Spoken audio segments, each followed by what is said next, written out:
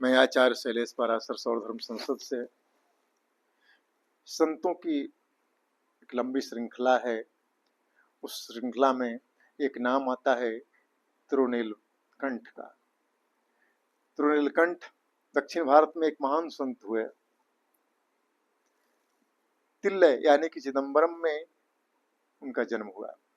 चिदम्बरम नीलकंठ भगवान का तीर्थ स्थल है। वहाँ वे जन्म लिए। जन्म लेने के बाद उनका जो नामकरण हुआ, उस नामकरण को लोग भूल गए।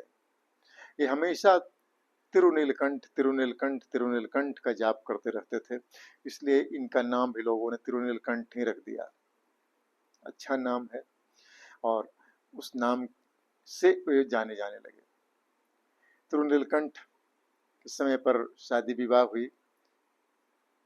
उनकी पत्नी सदगृहस्थ, एक पतिपरायणा स्त्री, अपने पति से अति प्रेम करने वाली जब आई तो एक बार बड़े दोनों में बड़ा प्रेम, दोनों गृहस्थ इस तरह से जी रहे थे, एक संत की तरह, एक भक्त की तरह, कि लोगों को लगता था कि कैसी जो इतनी अच्छी जोड़ी है।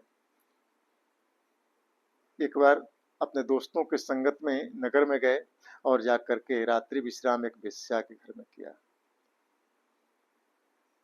प्रातःकाल जब अपने घर आए तो उनकी पत्नी पूछती है कि आप रात्रि में क्यों नहीं आए, कहाँ रुक गए, क्या कारण से नहीं आए। ये सारी बातें उन्होंने रखी।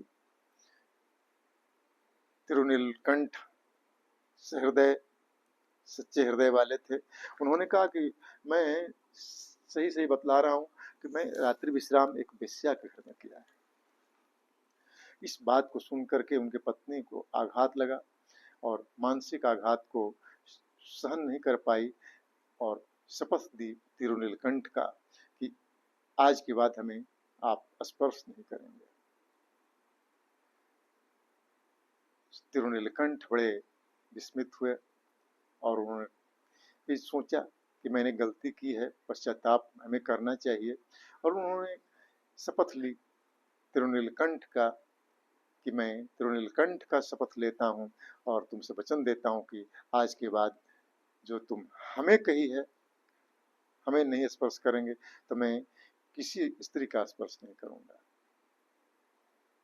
इस वचन को वो आजीवन निभाए। इसके बाद सदगृहस्थ की जिंदगी जी रहे थे। किसी को यह कानो कान खबर नहीं लगा कि ये दोनों के बीच शारीरिक संबंध नहीं, सिर्फ पति पत्नी के रूप में ऐसे रहते थे मानो किसी को तनिक भी भनक नहीं लगती थी कि ये दोनों सिर्फ पति पत्नी नाम मात्र के हैं। एक बार एक संत उनके घर आए और संत आकर ठहरे। कुछ दिनों के बाद उन्होंने अपना भिक्षा पात्र उनके पास धरोहर में रख दिया और धरोहर में रख करके उनसे कहा कि मैं तीर्थ यात्रा पर जा रहा हूँ, तीर्थ यात्रा से जब लौटूंगा तो यह पात्र मुझे दे देंगे। उन्होंने पात्र रख लिया। पात्र रखने के बाद कुछ दिनों के बाद, कुछ महीनों के बाद वो तीर्थ यात्रा से लौट कर आए। तिरुनीलकंठ से बोले कि तिरुनीलकंठ मेरा भिक्षा पात्र दो। तिरुनीलकंठ अपने घर में बहुत खोजबीन की, लेकिन भिक्षा पात्र उन्हें दिखाई नहीं दिया। उन्होंने संत से कहा कि महाराज, भिक्षा पात्र मिल नहीं रहा है, आप एक नई भिक्षा पात्र हमसे ले लें और मुझे मेरे अपराध को क्षमा करें। उन्होंने जिद किया कि नहीं, मैं जब भी लूंगा तो अपना पुराना भिक्षा पात्र ही लूंगा, मेरा जो असली भिक्षा पात्र है वही दो। दोनों में विवाद होने लगा। विवाद न्यायालय में गया।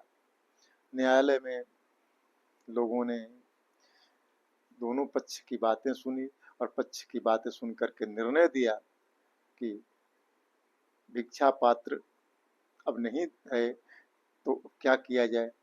तो उन्होंने कहा कि तुम झूठ बोल रहे हो। कहा कि नहीं महाराज, मैं सच बोल रहा हूँ।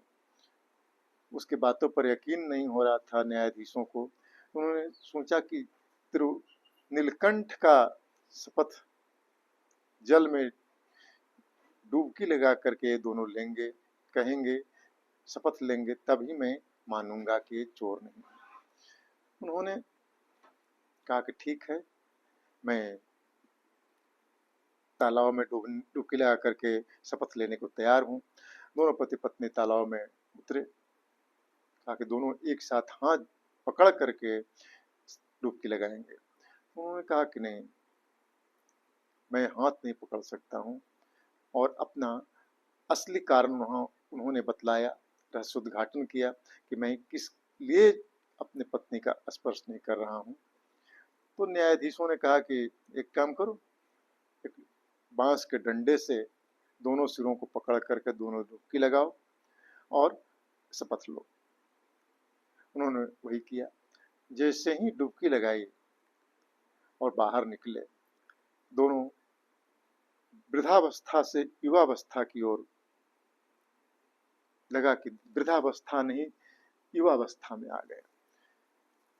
दोनों का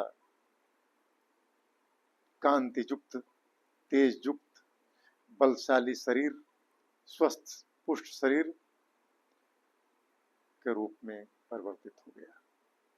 दोनों पति पत्नी वृद्ध से जवान हो गए। यह कथा कुछ कुछ महर्षि च्यवन के जिंदगी से मिलती जुलती है। अश्विनी कुमार ने उन्हें यौवन प्रदान किया था, एक तालाब में डुबकी लगवा करके। तो उसी तरह की कथा है, यानी कि उस संत ने कभी झूठ नहीं बोला।